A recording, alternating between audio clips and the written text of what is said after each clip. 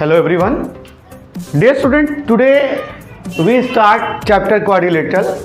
और first of all we should know about the terms related to quadrilateral. हमें quadrilateral से रिलेटेड terms के बारे में पता होना चाहिए क्वाड्रिलेटरल को पढ़ने से पहले, उस पर बेस्ड क्वेश्चन से को करने के से पहले और थ्योरम्स के लिए. क्योंकि जब क्वेश्चंस आते हैं ना तो बोल देता है कभी कॉन्जिक्यूटिव एंगल्स या क्या नाम है एडजेसेंट साइड्स हो गया, तो आप एडजेसेंट साइड नहीं समझोगे, अपोजिट साइड नहीं समझोगे, कॉन्जिक्यूटिव एंगल नहीं समझोगे, अपोजिट एंगल नहीं समझोगे, वर्टिसेस नहीं समझोगे, तो क्वाड्रिलेटरल पे बेस्ड क्वेश्चन आप कैसे करोगे? अगर इस तरीके से इस वर्ड्स का यूज़ करके अगर क्वेश्चन दे दे तो हम कैसे करेंगे? सो इसके लिए सबसे पहले क्या है, किसी भी चैप्टर से कोई क्वेश्चन को सॉल्व करने से पहले बेहतर ये हो कि उस चैप्टर से रिलेटेड टर्म्स को हम अच्छे से स्टडी कर लें.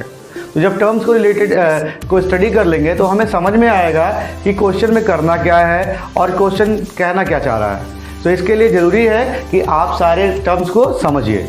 फर्स्ट ऑफ ऑल स्टूडेंट जानते हैं क्वाड्रिलेटरल के बारे में. क्वाड्रिलेटरल क्या होता है? तो क्वाड का मतलब होता है 4. क्वाड का मतलब होता है 4.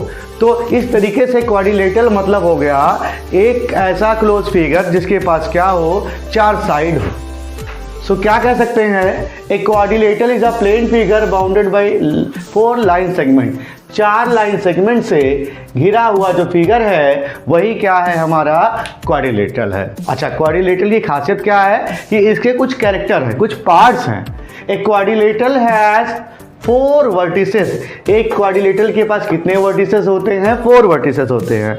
जैसा कि आप फिगर में देख रहे हैं, ये जो टॉप पॉइंट है ना, जहाँ कॉर्नर है, जहाँ पर आकर 2 साइड्स मिल रहे हैं, हैविंग कॉमन एंड पॉइंट, और वही जो एंड पॉइंट है उसी को हम क्या बोलते हैं, वर्टेक्स बोलते हैं. क्या बोलते हैं? वर्टेक्स बोलते हैं. और इसका प्लूरल हो गया वर्टिसेस. ओके, इसी तरीके से वर्टेक्स बी हो गया, वर्टेक्स सी हो गया और वर्टेक्स डी हो गया. होप आपको समझ में आया होगा कि वर्टेक्स का क्या मतलब है. And there are 4 vertices A B and C. Now let's move to angles. Angle क्या होता है? एंगल वो होता है जहाँ पर 2 आर्म्स आकर एक दूसरे को मिलती हैं या कॉमन एंड पॉइंट जहाँ बनाती हैं, वही क्या होता है, एंगल बनता है.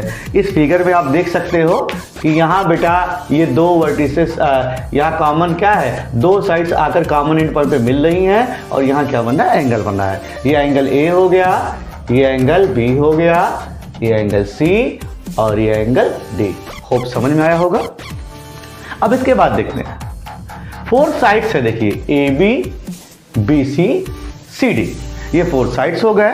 और डायगोनल्स क्या होते हैं? अपोजिट वर्टेक्सेस को मिलाने वाली जो लाइन सेगमेंट होती है वही क्या होती है, डायगोनल होती है. और इस देखिए ये यहाँ ए से सी को ज्वाइन कर रहा है, ये डायगोनल हो गया, और B से D को ज्वाइन कर रहा है. So you can say that a quadrilateral है 2 डायगोनल्स AC एंड BD.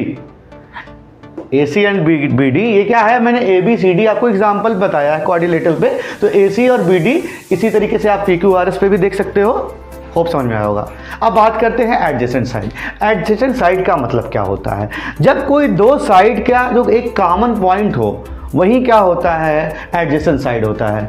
जैसे यहाँ AD और AP का कॉमन एंड पॉइंट क्या है बेटा, A है. दोनों A से निकल रहे हैं, A पे एंड हो रहे हैं, तो क्या होगा, DA and BA.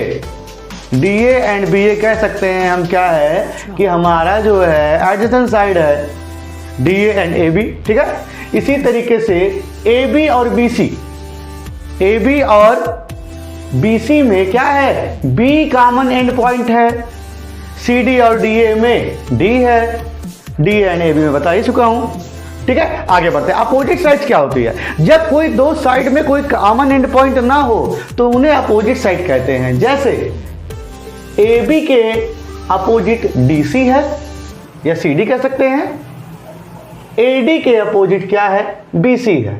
So these are what, these are opposite sides. Hope you have understand. Now consecutive angle क्या होता है? जब एक ही बेस पर, जैसे ये मार्कर है, ये बेस हो गया, इस पर एक एंगल ये बन गया और एक एंगल ये बन गया. तो यहाँ ना ये दोनों एंगल जो रेड वाला और ब्लू वाले खड़ी लाइन्स है, ये क्या है, नहीं मैं दूसरे कलर से बता देता हूँ, ये ग्रीन वाला देखो, ये रेड वाला और ग्रीन वाला क्या है, यहाँ जो एंगल बना रहे हैं ये और ये क्या हो गया आपका कॉन्जिक्यूटिव एंगल हो गया, क्योंकि ये ब्लू मार्कर पे बेस है इसका और रेड और ग्रीन मार्कर इस पे खड़े हैं। इसी तरीके से यहाँ पर जो है जो कॉन्जिक्यूटिव एंगल है वो समझिए ए बी बेस पर एंगल ए और एंगल बी है। ए बी बेस पर क्या है बच्चों, एंगल ए और एंगल बी है। तो यहां क्या होगा, यहां पर ये दोनों कॉन्जिक्यूटिव एंगल होंगे। इसी तरीके से बीसी बेस पर चले आओ तो एंगल बी और एंगल सी क्या होंगे, कॉन्जिक्यूटिव एंगल्स होंगे। सिमिलरली सी डी बेस पे आ जाओ तो सी और डी क्या होंगे, कॉन्जिक्यूटिव एंगल होंगे, और ए डी पे चले आओ तो ए और डी होंगे। अच्छे से समझ में आया होगा। आगे बढ़ते हैं। अपोजिट एंगल्स क्या है, देखो अपोजिट एंगल क्या है, अगर कोई कॉमन आर्म ना हो दो एंगल के बीच में तो अपोजिट होंगे। और सीधा समझ लो जहां डायगोनल लाइन मिला रही है ना, एक ये हो गया एक ये हो गया, ये अपोजिट एंगल हो गया, और ये बी और D. These are opposite angles. So hope you have understand. Now in the next video you will get knowledge about types of quadrilateral, various types of quadrilateral. Thank you.